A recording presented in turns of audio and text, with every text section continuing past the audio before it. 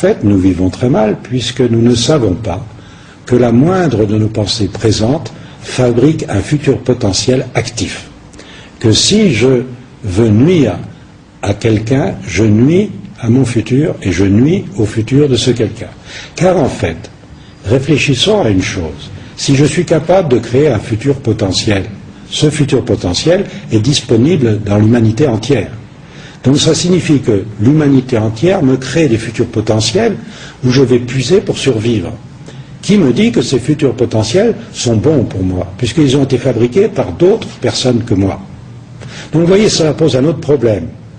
Il faut vivre également en fonction des futurs potentiels qui sont adaptés à notre propre individualité. Celui qui pense avoir une vérité et qui veut l'imposer est obligatoirement dans l'erreur, puisqu'il crée un futur potentiel pour les autres alors que c'est son propre futur potentiel. Nous sommes dans un futur collectif parce que nous devons comprendre les autres. Mais celui qui veut imposer son idée devient forcément quelqu'un de dangereux pour la collectivité. Alors vous voyez bien que ce principe scientifique, bête et simple, à savoir trouver du vide dans le temps, alors en science on parle d'un temps stroboscopique. Comme dans les boîtes de nuit, vous savez, où on alterne les flashs avec les temps obscurs.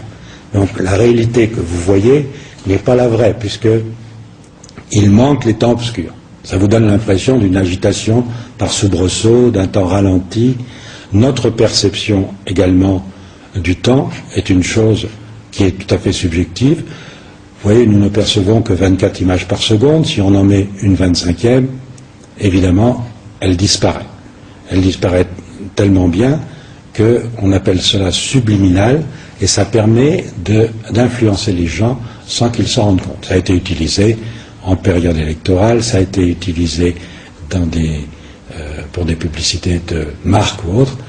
Cela signifie que nous pouvons, hors de la perception des temps présents, agir sur la conscience des gens. Nous pouvons perturber la pensée des gens par des images subliminales. Eh bien, nous pouvons également perturber la pensée des gens par des temps subliminaux, puisque ces ouvertures temporelles, en fait, font partie de l'imperceptible. Donc cette théorie a l'avantage de rendre l'invisible visible.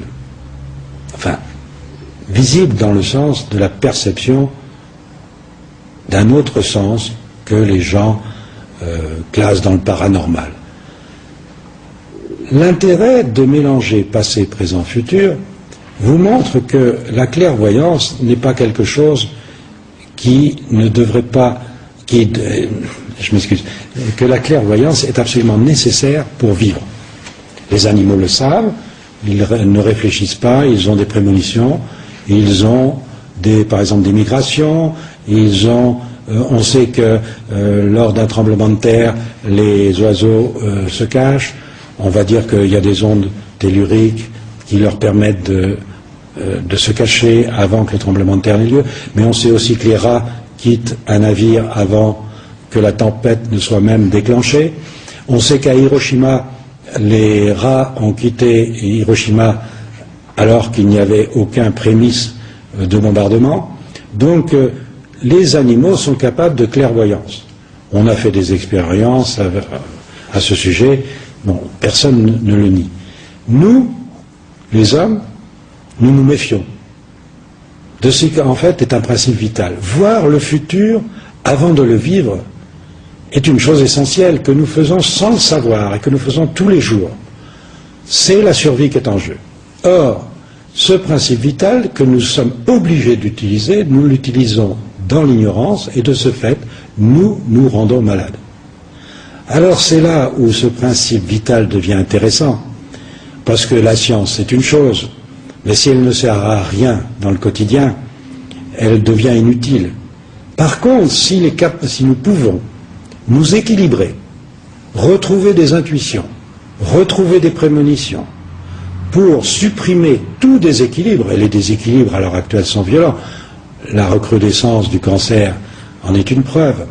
Si nous pouvons donc stabiliser les gens en leur inculquant l'idée qu'ils peuvent se stabiliser tout seuls, à ce moment-là, cette théorie devient très importante, bien plus importante que les publications scientifiques qui n'ont d'intérêt que de permettre à des érudits de se glorifier d'une connaissance un peu supérieure. Donc, nous avons, avec mon ami Philippe Bobola, physicien comme moi, mais qui en plus est chimiste et biologiste, donc qui s'intéresse de très près au vivant, donc à l'homme, nous avons mis en œuvre cette application dans le quotidien de la vie pour essayer de donner aux gens l'idée qu'ils pouvaient s'équilibrer eux-mêmes, tout seuls, et en bénéficiant de quelque chose de remarquable, mis en évidence, cette fameuse fin des temps que nous vivons actuellement, qui a été mis en évidence par des explosions solaires. Je ne rentrerai pas dans le détail, mais disons qu'il y a une approche dangereuse de cette fin des temps, puisque nous fabriquons les futurs potentiels qui vont venir à nous avec un temps accéléré. C'est-à-dire que plus nous allons vivre ou penser des choses dramatiques, plus nous allons vivre des choses dramatiques. Il est donc de première nécessité de faire connaître aux gens la possibilité qu'ils ont de se stabiliser, de s'équilibrer et surtout d'équilibrer les futurs potentiels pour que l'humanité se calme. Car en fait, la planète est en train de se dérégler très très vite. Quand il y a 10 ans, je disais qu'il y allait avoir un réchauffement planétaire d'1 degré, je n'étais pas tellement disons, pessimiste. Il se trouve que maintenant, c'est prouvé que la modification climatique n'est plus une histoire de supposition. La fonte des glaciers est là. La montée des eaux est envisagée. Les changements de paramètres magnétiques sont là. L'activité solaire devient exponentielle. Enfin, tout cela nous prouve que nous accélérons cette fin des temps et que de ce fait, nous rentrons dans une période dangereuse. N'oubliez pas une chose, autrefois les gens disaient qu'à la fin des temps nous allions découvrir des potentiels importants, découvrir le cachet, c'est-à-dire découvrir notre passé et notre futur potentiel. En grec cela se disait apocalypsos, donc nous allions connaître une apocalypse. Maintenant l'apocalypse est devenue synonyme de chaos car en effet, à chaque fin ou commencement des temps, il y a des périodes dangereuses. Des périodes telles que l'humanité en prend un coup à chaque fois. Cette fois-ci, c'est vraiment quelque chose de prépondérant, de primordial. Il faut absolument faire connaître cette notion de fin des temps pour que nous puissions ajuster nos futurs à nos passés et nous équilibrer. Alors nous avons déjà vu, à notre petite échelle, avec l'aide de cancérologues, de médecins, des résultats absolument prodigieux qui feraient penser au miracle s'il n'y avait pas derrière cette théorie scientifique sur la stroboscopie du temps, mais qui ne sont que des miracles apparents pour celui qui sait utiliser les ouvertures temporelles. Les utiliser comment?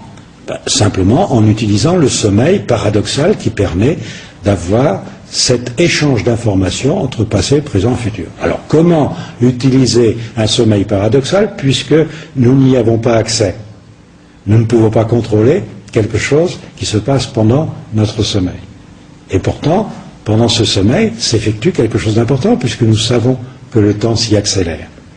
C'est un endroit privilégié pour ces échanges d'informations. Bon, les ouvertures temporelles, nous les rencontrons à chaque instant de notre vie puisque notre corps en a besoin perpétuellement. Mais celui qui arriverait à avoir un échange informationnel permanent, utilisant le sommeil paradoxal. Il est prouvé que le sommeil paradoxal est vital. Si vous supprimez le sommeil paradoxal à un animal, on ne l'a pas fait sur l'homme, évidemment, on s'aperçoit qu'il meurt en très peu de temps. Par exemple, le rat meurt en 19 jours. Vous pouvez le nourrir comme il faut, lui faire danser les danses de son choix, n'empêche que si vous le supprimez le sommeil paradoxal, il meurt. Donc on sait aussi, il y a une maladie chez l'homme l'insomnie fatale, qui fait mourir un homme en 7 à 24 mois. Donc on sait que le sommeil paradoxal est vital. Évidemment qu'il est vital, puisque c'est là que se passe l'information. L'enfant qui vient de naître utilise, vous imaginez, 10 heures de son temps pour recevoir des échanges d'informations. Il en a besoin puisqu'il arrive dans un espace qu'il ne connaît pas. dans un temps qu'il ne connaît pas, donc il va utiliser l'accélération du temps pour recevoir des informations. Par quel intermédiaire? Par l'intermédiaire de ce qu'on peut appeler un autre moi, un double.